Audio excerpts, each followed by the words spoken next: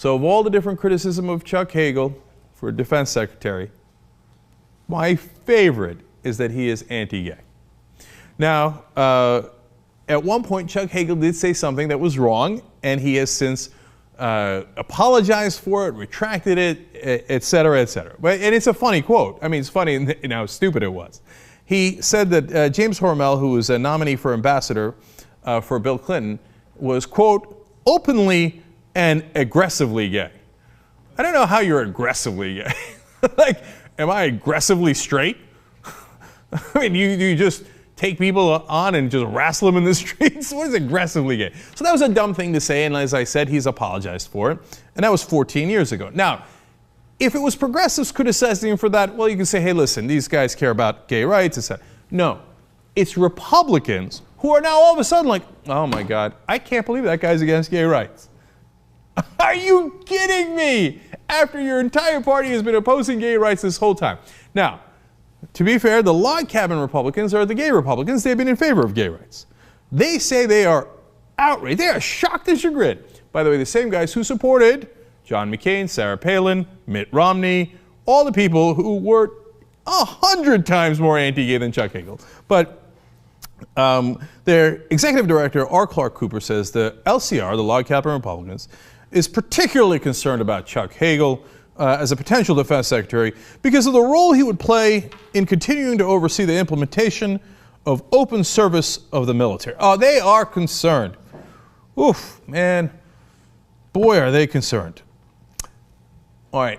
In fact, they're so concerned, they took out a full-page New York Times ad saying that Chuck Hagel, because he's anti-gay, should not be the Secretary of Defense. You know that costs over $100,000?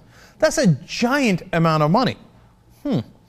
Well, what's also interesting is that same R. Clark Cooper, who is so against Hagel that he took out a $100,000 ad against him, just a couple of months ago said this.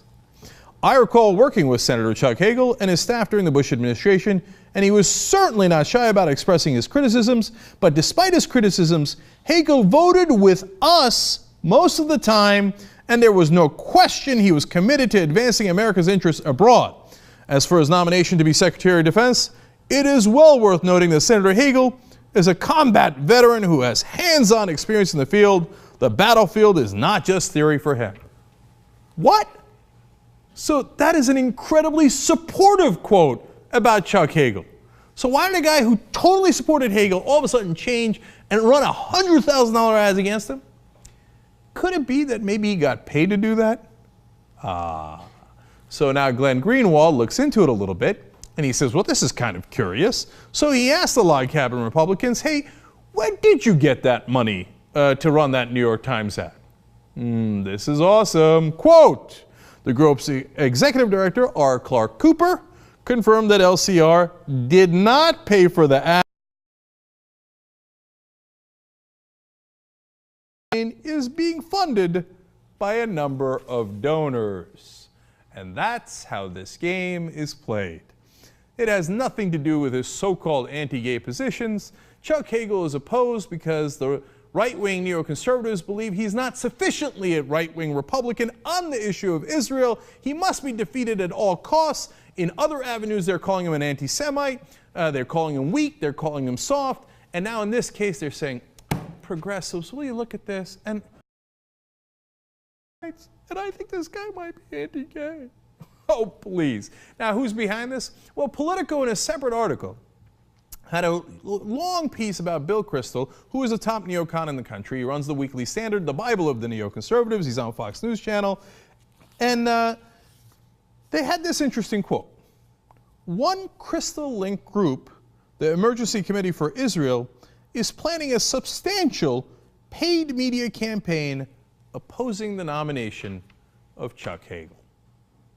Now, we don't know that it was the Kristol group for sure that wound up funding the New York Times ad. We do know it was not the log cabin Republicans, and it was very likely not people who are concerned about his gay rights record at all, but are concerned about other things.